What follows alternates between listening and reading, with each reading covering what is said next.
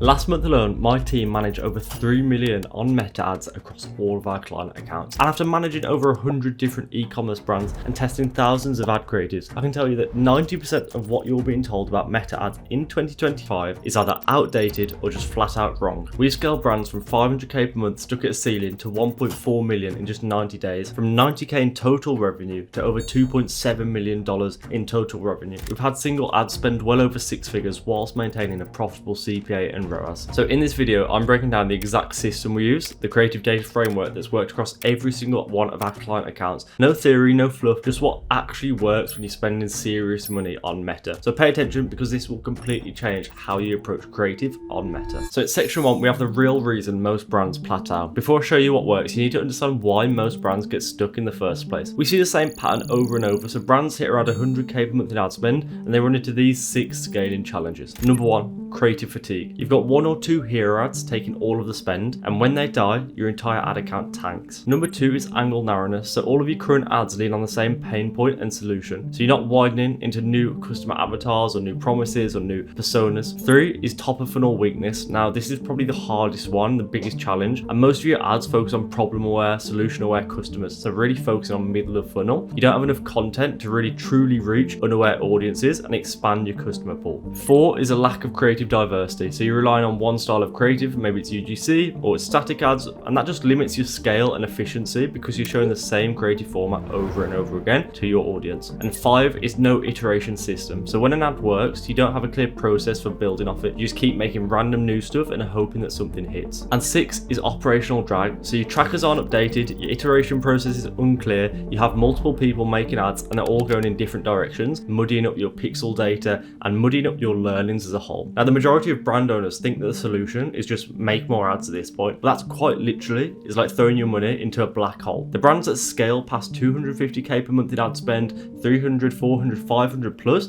they have a real creative system. They're not guessing, they're compounding creative learnings month after month. Section 2 is the 5-pillar creative data system. So 5 pillars. Pillar 1, finding winning hooks and angles. Pillar 2, full funnel creative diversity. Pillar 3 is iteration loops to compound ads. Pillar 4 is production engine and operations. And pillar 5 is the metrics that actually matter. Now this system has been tested over 100 brands, resulting in over 26 million, probably more than that to be honest quite now. We haven't measured it recently within the past year. It's probably looking at more like 50 million in total revenue generated with our systems. Now I'm going to break down each one of these pillars with real examples from my client accounts so you can copy this right now for free. Section 3, pillar 1, finding the winning hooks and angles. So let's start at the top. Your winning angles cannot come from you sitting in a room brainstorming. They have to come from your customers directly, and there are specific places you need to look. So Reddit threads in your niche, post-purchase surveys, your Google reviews, Trustpilot, anywhere that your customers are actually leaving feedback. Now let me show you how I actually do that. Now I don't use Reddit a lot, but I'm going to pull it up. I'm going to show you exactly how to use it right now. We can look for your niche. For example, let's say we're working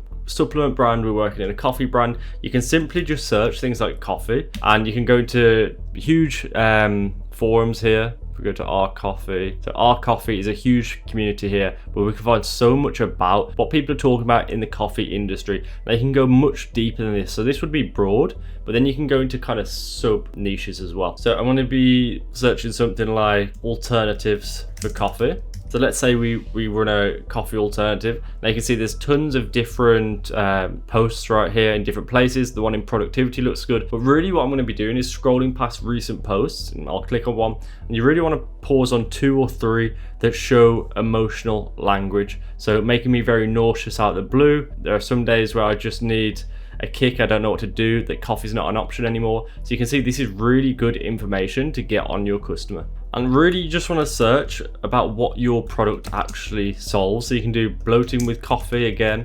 You can find some interesting stuff here. Has anyone got bloated stomach caused by caffeine, which is a really good pain point as well that you can dig into. Again, you're really just looking for the emotional language. You can take a lot of this and turn it directly into ads. It makes me jittery, gives me stomach pain, makes my eyes bloodshot and itchy for some reason, and my hands and feet become cold instantly after consuming.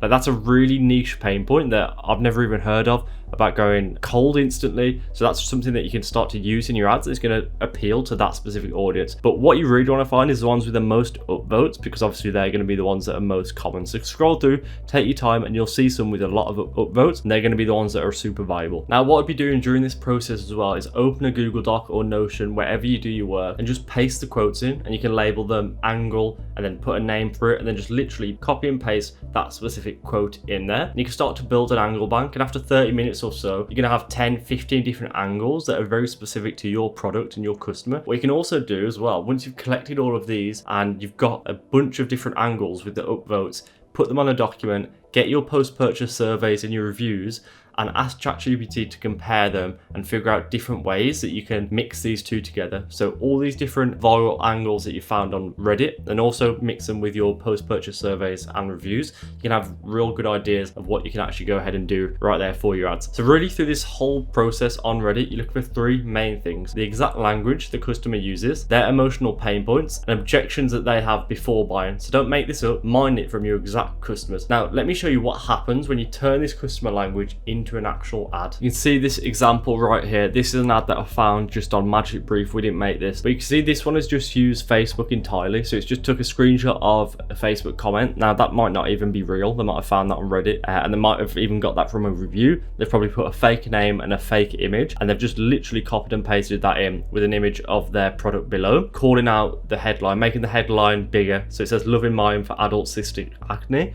Now this is a great headline. The fact that they've used it again at the start of the comment drives curiosity as well, because people want to know more about this. Even if they don't have acne specifically, they might be interested about this, which could be a bad thing as well, attracting the wrong audience. But if they have got cystic acne, then they're definitely going to pay attention to this. Now, a second example, which is from the same brand, a very simple example. Now, the actual image itself is very powerful. If you've got acne, this is going to stand out to you. And then they've just got a simple quote: "Beauty filter for bumpy red skin," which is very effective, but they've clearly got that from an actual review, which is super powerful. Now, the third example is showing another quote, which is from a review. So it's directly using the quote itself, which is super powerful. It obviously works well. It drives social proof and authority. It shows that you actually get results, but then also really drives directly into the pain point. And it's just super conversational. You know, it's not like a direct response headline, although it's targeting different pain points and their desired outcome, and it's driving social proof. So it does have the parts of direct response. It's just very conversational. They've got a subheading, and then this little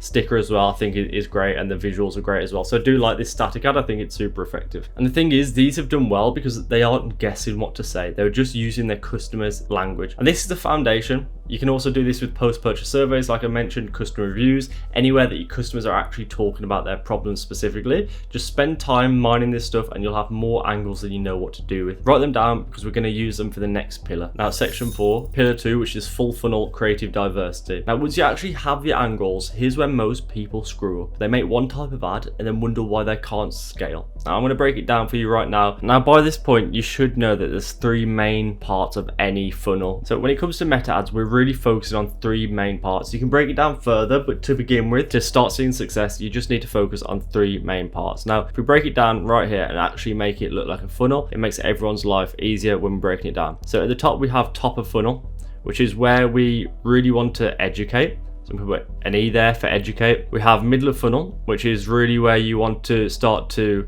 engage the audience. And we're gonna have to put an EN here. And bottom of funnel is where we want to convert. So I'm just gonna put bottom funnel and I'm gonna put a C. So we have educate, edge, engage, convert. Now you really need to start finding creative diversity across two dimensions. So really in 2025, after the Andromeda update, there's two types of creative diversity. So we're talking about creative diversity right here. There's two types. We have messaging, which is what we're talking about here. So this is going to be on messaging. Then we also have format, and I'll get onto format later, but to begin with, we're just talking about messaging.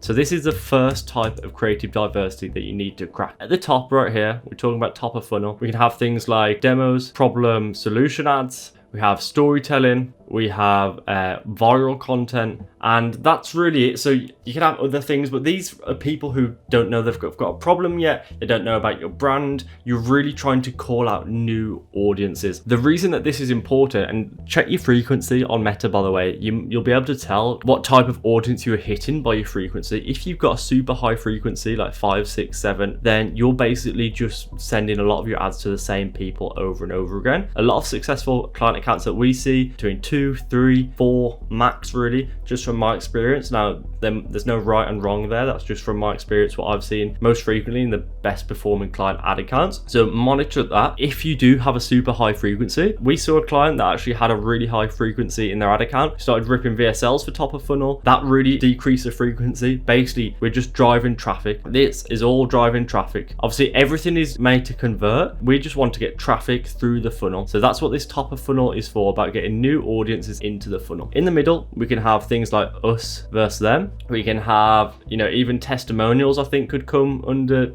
middle of funnel. You could argue that they're bottom of funnel, but yeah, they could come in bottom of funnel. Social proof, UGC style content. I know that's actually a format, but yeah, these are the different formats that we also have in the middle of funnel. And this is just about nurturing people, about answering different questions that they have, taking them through the process. Then bottom of funnel is about converting these people. And you can see when you start to align angles throughout these parts of the funnel is when you start to convert people more. We can have in the bottom, we have offers, static ads. Offer static ads is kind of one. Risk reversals, risk R's, we'll call that one. Urgency, clear CTAs. So you can see some static ads with just a CTA on work really well. This is just to convert that warm traffic who've actually been on your site. Now, when you only run bottom of funnel ads, you cap out because you're basically only targeting people who already know about you, people who've been on your website, people who have seen your ads multiple times. Full funnel means that you're attracting new customer, nurturing them, and then converting them. Now, as always, here's the outcomes of putting this into practice. So first of all, we have a top of funnel ad. I'm going to show you this right now. So this is a top of funnel example. Now I'm going to play this example for a few seconds, and you can kind of see why this is top of funnel. This must be love.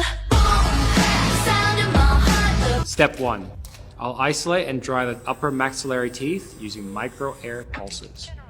Hear that? Now you can see why this is a top of funnel ad. First of all, this style at the beginning is just very, very organic TikTok, Instagram, viral, organic style. So that's definitely going to go viral, especially when it's about going on a date, whitening my teeth every day. It's just very engaging. And then it moves on to this photo with yellow teeth. So it's basically attracting loads of people, then it's narrowing them down with this question, yellow teeth, then photos of this teeth, educating them through the process of how the teeth actually get whitened. So it's not really selling hard, it's educating, it's building awareness a little bit. I don't like saying that term because it's kind of cliche to build awareness. Very organic, broader appeal, and then it narrows down with the yellow teeth. Now I'll move on to the middle of funnel style, and I'll play this and you can see the difference between the top of funnel style ad and the middle of funnel style ad. So this is a middle of funnel ad and I'll play it now. As someone that is always on the go, whether it's teaching fitness classes or traveling, I need routines that are simple and actually work. My secret, Armra Colostrum. No more cutting calories. Now the reason that this is a real middle of funnel ad is because it's answering objections really well. It's a testimonial. It's talking about common pain points and previous failed solutions. So no more cutting calories or living off juice cleanses.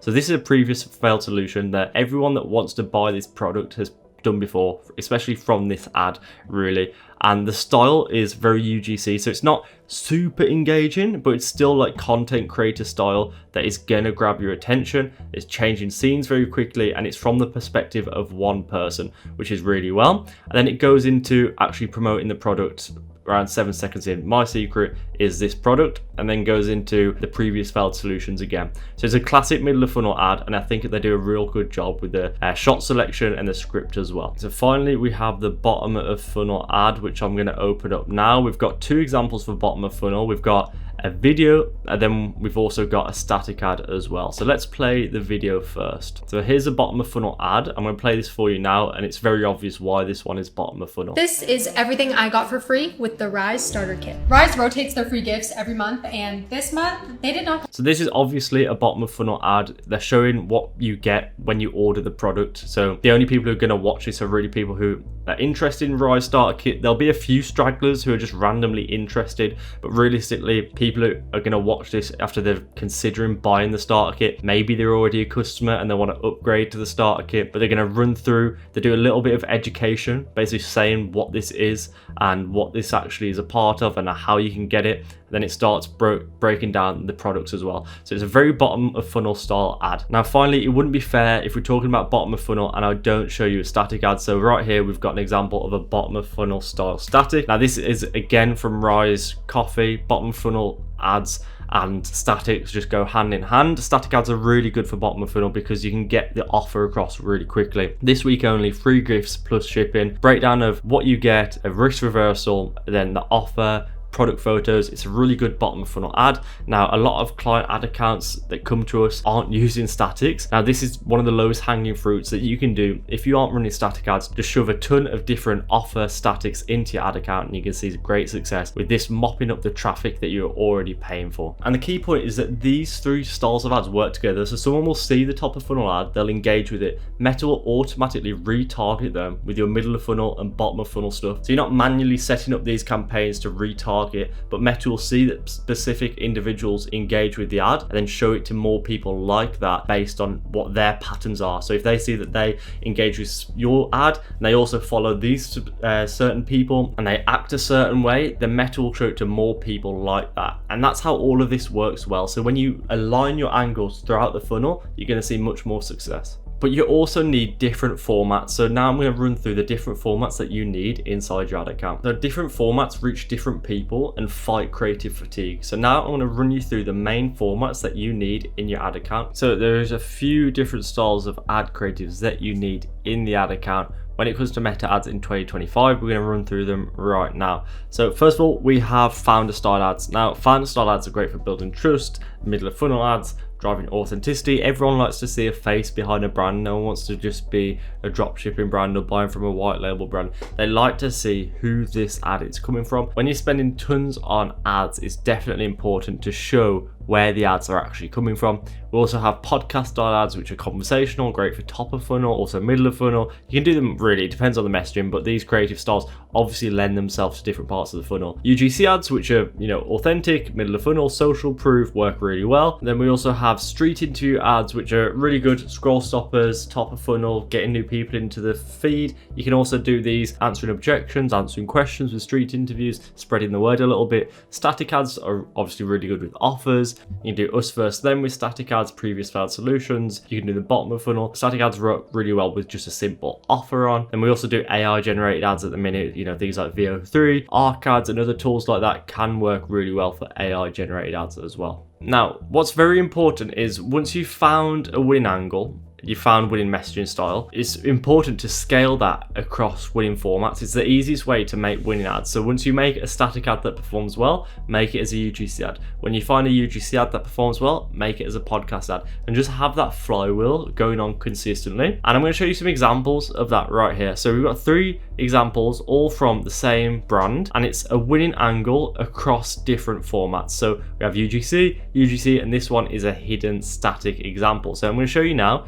We can watch each of them and we can see how this actually works. So this is from Kind Patches, and this is what we call the organic, TikTok style viral content. So my honest reaction when someone says you're getting too skinny, and it's got the text on screen that's native, she's in a bedroom, just in relaxed clothes, it's 7 seconds long. It's got the music that drags people in, and the hook is her wiping her tears, which is obviously very engaging. Now this works really well as top of funnel style content because it gets eyes into the funnel, it gets new eyes into new traffic into the funnel to see the rest of your ads. Now these ads can convert, but this on its own isn't going to work entirely. So this is what I mean when I say scaling angles across different formats. So this angle is obviously weight loss, losing weight, getting skinny, etc. Now we're going to see how this lines up with the rest of their funnel. So here's the second example from Kind Patches that I'll play for you now. Can you eat normal or do you have to put yourself on a strong diet?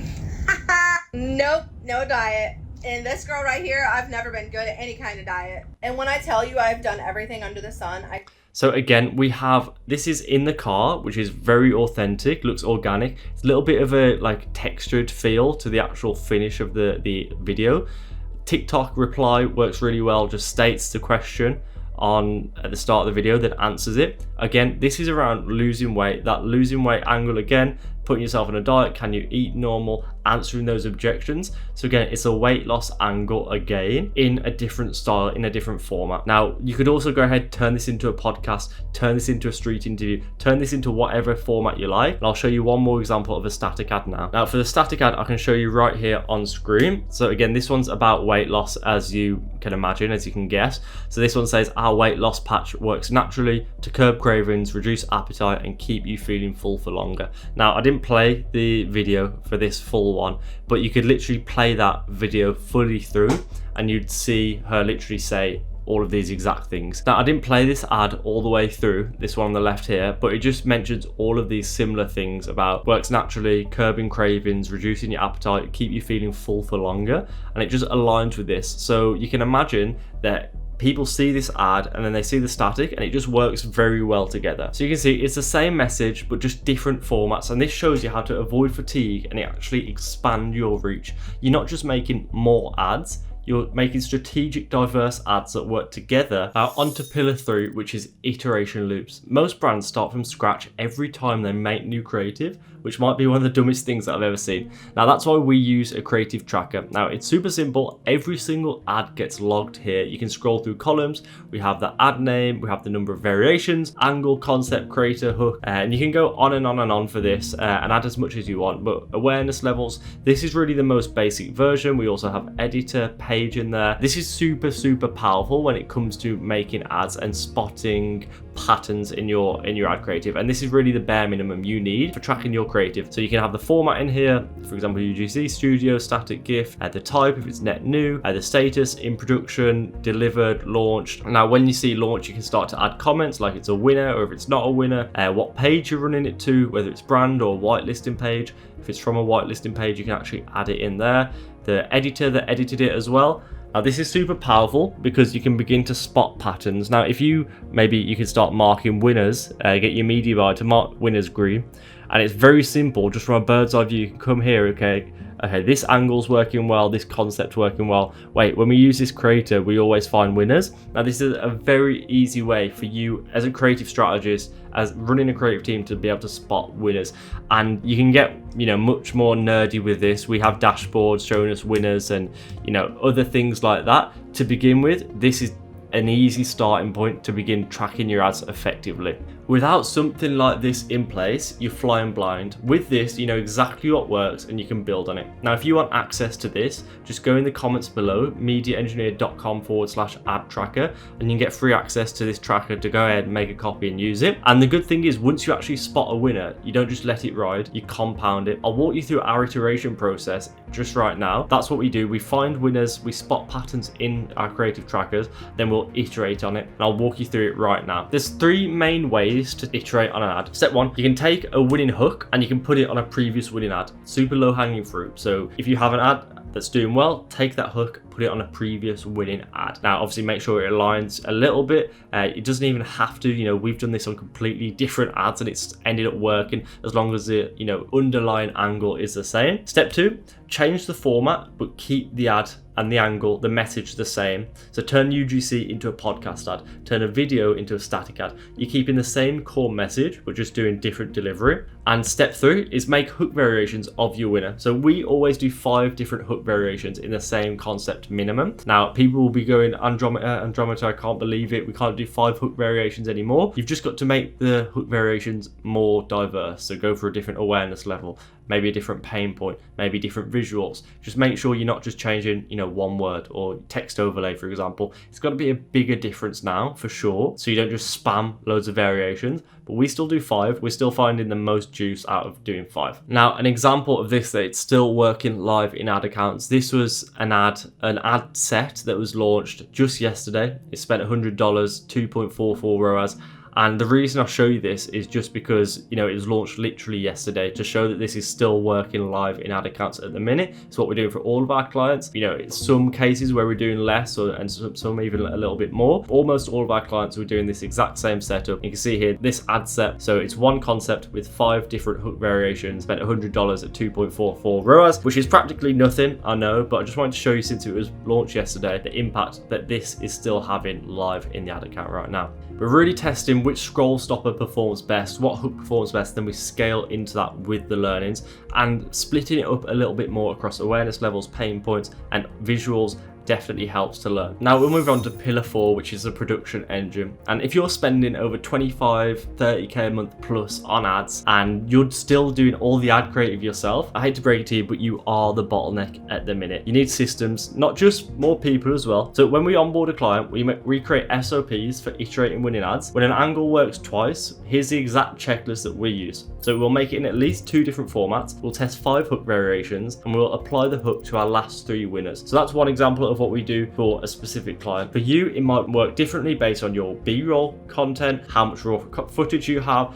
and what's going on in your ad account. You might have slightly different tweaks. Your team will go ahead and update the tracker from that point, not you. And they follow the system to test, track results, and report patterns. You're building leverage in the ad account, but there's so many different ways that you can do that to create winning ads based on what's worked in your ad account. I can't sit here right now and tell you this is the system you need to make winning ads 100%. It really depends on what's worked in your ad account so far. But one of the biggest mistakes that you can have is multiple teams working separately against each other. So let's say you've got an agency running ads, a designer making some statics, and an editor making videos. None of them aligned. So you think that you're building leverage, but what you're actually doing is your ad account is going in tons of different directions, and they're really muddying up your pixel. If you think about it, let's say the agency is making ads around this specific persona, then you've got this designer making ads over here for a different persona in a completely different style, and then a static editor just making some statics. Obviously the meta algorithm's got no idea. One team will test angles wildly different to the other team, and they might be focusing more narrowly. What you want to do is have everyone working from one creative tracker, one point. They can test variations. You know, of course you always want to be testing new things, and especially if you've got things working in the ad account, you want them building towards that one same goal. And that's how you scale without burning out, without the founder doing everything, and actually building leverage with your creative teams that you're managing as well. Pillar 5 is metrics that matter, but none of this actually means anything if you don't understand what data is useful and what data is a distraction. I'm going to run through exactly what metrics you need to keep an eye out right now. So we are running through the metrics that matter. Now we have something here, what I like to call the truth. Now let's get the pen back out. Is that still big? This is what the chads, you know, like me, like you, look at. You know, it's all that matters. The CEOs, the founders, the A players. This is what we look at. So we have ad spend. Ad spend is key. You can't have an ad that spent $100 and call it a winning ad.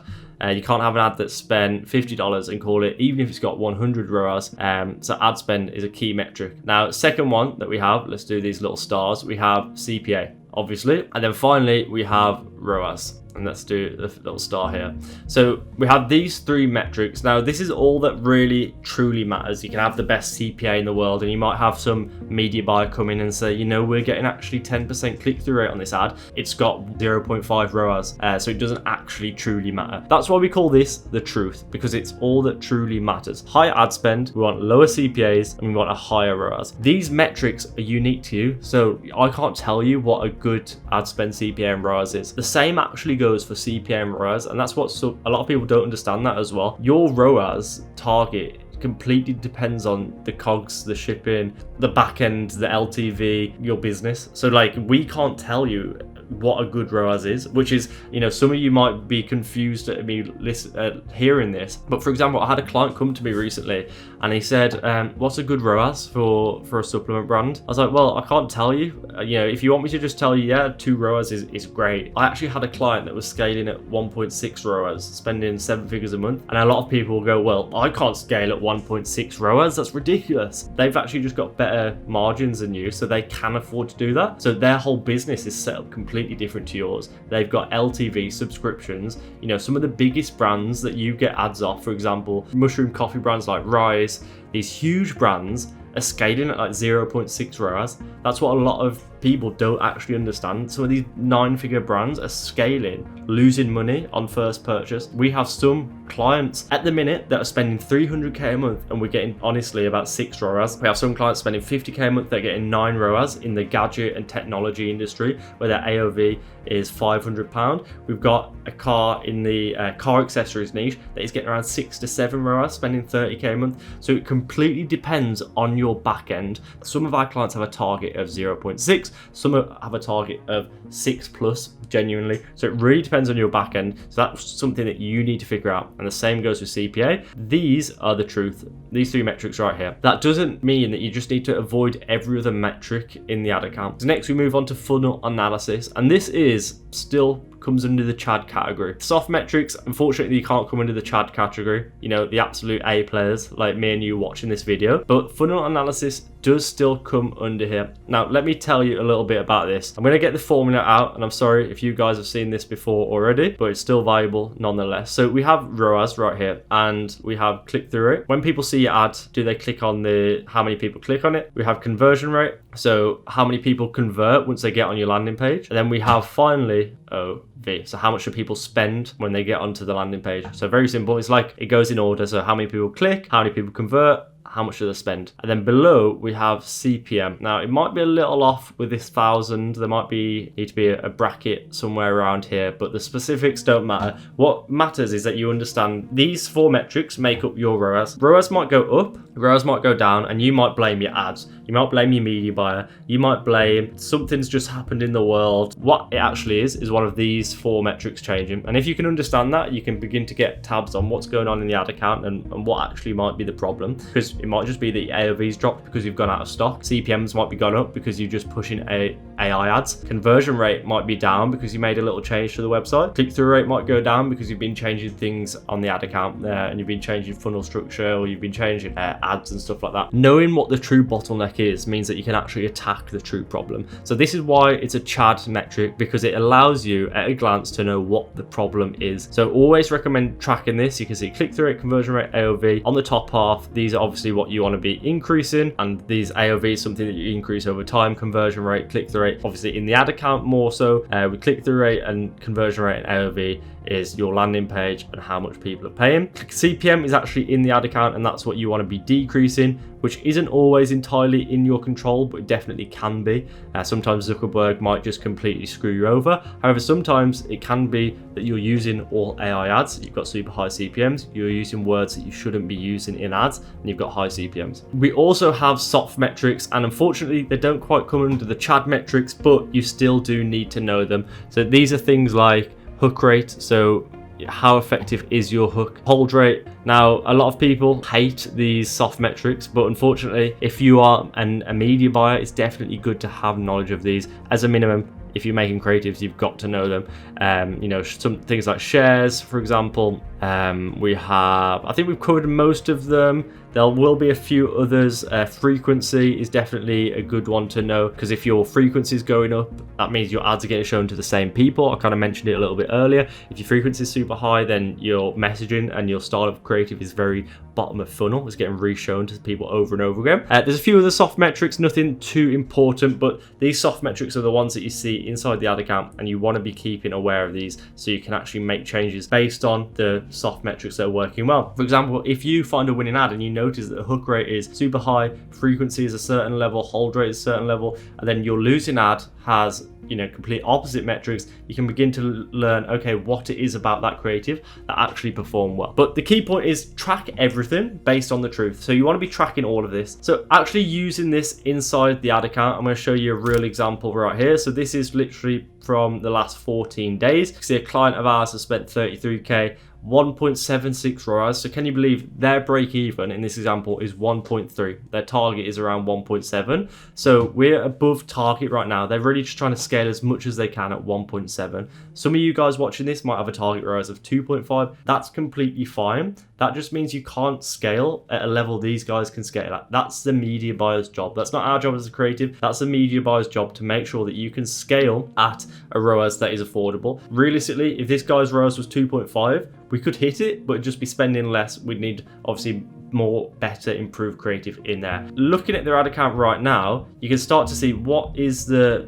bottleneck in the ad account, what's the easiest thing to double or half. Now in this example, their at target ROAS is actually just scale, but you can see AOV $49. You could look at improving that. If you can improve that by 10-20%, you know, $5-10, then that will have a huge effect. You start seeing well over 2 ROAS in the ad account. So when you look at the metrics like that in the ad account, it begins to give you some real transparency into what the problem is. You might have a click-through rate of around 0.9. You can begin looking at increasing that. That might be the bottleneck. So the conversion rate on here is super good, and the landing page isn't special. So that just means the people getting onto the landing page are very, very qualified. So before we wrap up, let me save you from the 3 biggest mistakes that I see. Mistake number 1, killing ads too early. If an ad is getting spend, then that means Meta sees potential. So don't just kill it after 24 hours. Let it run at least 3, maybe even 5 days minimum, depending on spend. And if it's spending but CPA is high, iterate first before you just kill it and forget about it. Make sure you try and learn from that ad using the soft metrics that I spoke about earlier, looking at the funnel analysis as well. See what it is about that ad that's working or not working, and sometimes it'll be super obvious what you need to change about the creative. Mistake 2 is optimizing for anything except from purchase. So I still see brands in 2025 optimizing for add to cart. You're training your pixel wrong. Always optimize for purchases. I've got to get that in there because it's still something that I see. Mistake 3 is no creative research. So if you're just making ads based on vibes or what you think will work, you're gambling. So mind your customer reviews, check Reddit, comment sections, post-purchase surveys, look at competitor ads, and find the language that resonates. Avoid these 3 things and you're already ahead of 90% of brands. Alright, so we've just covered the 5-pillar creative data system that's helped us manage over $3 million